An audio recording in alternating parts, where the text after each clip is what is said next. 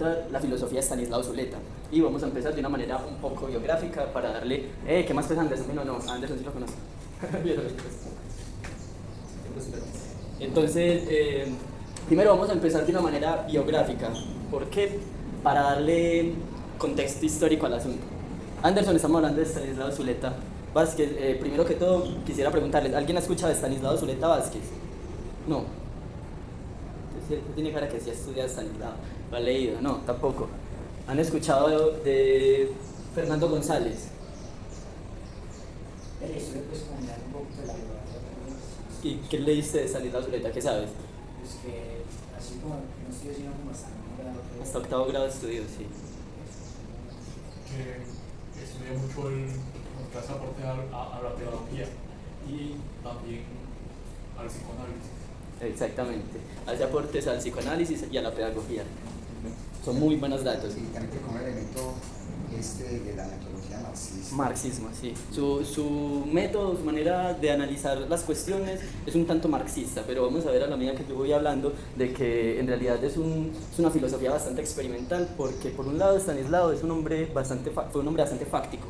Él pues, toca precisar que no escribió absolutamente nada, todo lo que se conoce de él son obras, son discursos. Él solía grabarse, lo solían grabar a él en realidad sus estudiantes, porque también ahí había un pequeño viaje con la tecnología. Entonces él, si ustedes ven libros o cosas de él, yo aquí por ejemplo tengo uno que es uno de los ensayos más famosos, que es sobre Stanislao Zuleta, sobre el elogio de la dificultad.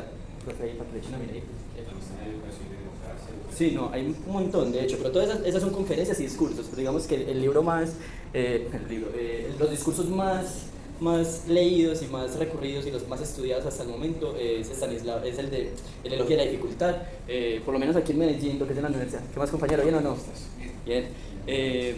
Por lo menos aquí en Medellín, lo que es en la Universidad de Antioquia, suelen hacerse grupos de estudio de la obra de Stanislao Zuleta, y la obra transversal con la que estudian suele ser el elogio de la dificultad. Entonces, esta fecha, entre 1935 y 1990, es una fecha histórica bastante importante. Compañeros, estamos estudiando hoy a Stanislao Zuleta. ¿Conoces algo de Stanislao Zuleta? Ahí como que aquí escucha a Stanislao Zuleta.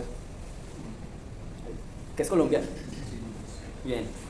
Bueno, entonces este contexto es bastante importante porque justamente en esta época está pasando en el mundo algo bastante interesante, y es que primero nace un poquito antes de que se acabe la Segunda Guerra Mundial. Primero por ahí. Segundo, su adolescencia transcurre precisamente cuando se acaba, pues donde está toda esta guerra acabada y surgen las tensiones entre Estados Unidos y la Unión Soviética. Entonces como que esta división del mundo, esta interpretación del mundo entre el bloque capitalista y el bloque comunista, suele ser un punto de referencia para entender lo que Stanislao Zuleta va a tratar de comunicar en sus discursos mucho tiempo después. Justamente, como decía nuestro compañero por allá, él se salió muy temprano del colegio, a los 8 años, y eso va a marcar de por vida algo bastante particular, y es que él nunca se va a afiliar a una institución de manera directa. Nunca va a ser una universidad, nunca va a estar como en esas instituciones, sino que se va a constituir como un autodidacta. Y ese autodidactismo sale de uno de sus tíos políticos por parte de papá, que se llama Fernando Izaza.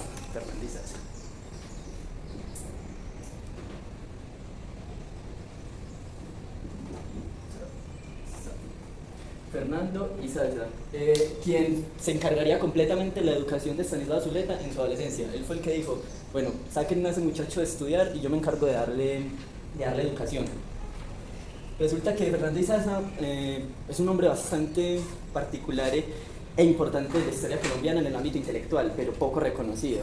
Este hombre, inclusive, Fernando Izaza, llegó a ser presidenciable. Lo llegaron a proponer como presidente en los años 30, pero él se negaba mucho porque, si bien era conservador en su educación y como fue criado, sus ideas eran muy liberales. Entonces como que él sabía que detrás de sí iban a llegar unas guerras que más bien él no quería cargar. Entonces Fernando Izaza, a los 14 años, le entrega a Stanislao Zuleta lo que sería la primera obra que estudiaría con pasión y con mucho fervor, y donde sin quererlo empezaría a echar raíz el gusto por el psicoanálisis. sobre todo el psicoanálisis freudiano, y es que esta obra se llamaba La montaña mágica de Thomas Mann. No sé si de pronto alguno ha leído o ha escuchado de esa obra, recomendada, La montaña mágica de Thomas Mann. Don Fernando le entrega esta obra al Estanislao joven y le dice, léalo como una novela, pero nunca se le olvide preguntarse cuando lo esté leyendo los aspectos más profundos del autor, como qué quiso decir el autor por qué quiso expresar esto, dándole entonces, sin quererlo, una especie de método bastante empírico de cómo acercarse pues, a la literatura. En un momento la filosofía de Stanislao puede parecer bastante más literatura que filosofía en realidad, porque él no tiene como ningún sistema claro, no tiene ningún sistema digamos que se haga decir un lógico, un aristotélico o mucho menos, no. Él todo lo hace de una manera bastante dialéctica en su discurso, además también es hegeliano por lectura. En su biografía cuentan más bien sobre él que su lectura sobre los autores alemanes hizo precisamente que no pudiera apartar la vista sobre el marxismo, porque pues, no sé si ustedes, obviamente yo sé que sí saben, lo que a Marx y a Freud los consideran uno de los maestros de la sospecha. Entonces esto también es un punto bastante importante, maestro de la sospecha, porque la manera de Stanislao de hacer su filosofía es una filosofía de la sospecha también, es una filosofía que parte de una interrogante y de una crítica.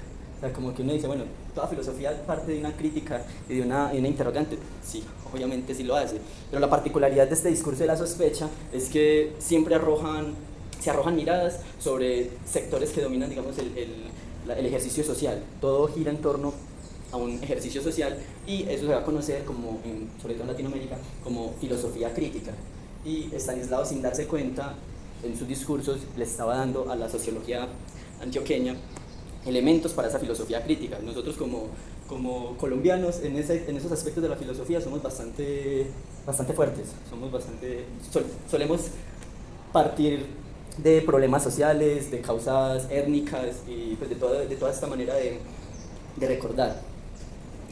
Bueno, también quiero precisar que Estanislao Zuleta es hijo de un abogado muy famoso de aquí de la ciudad también, que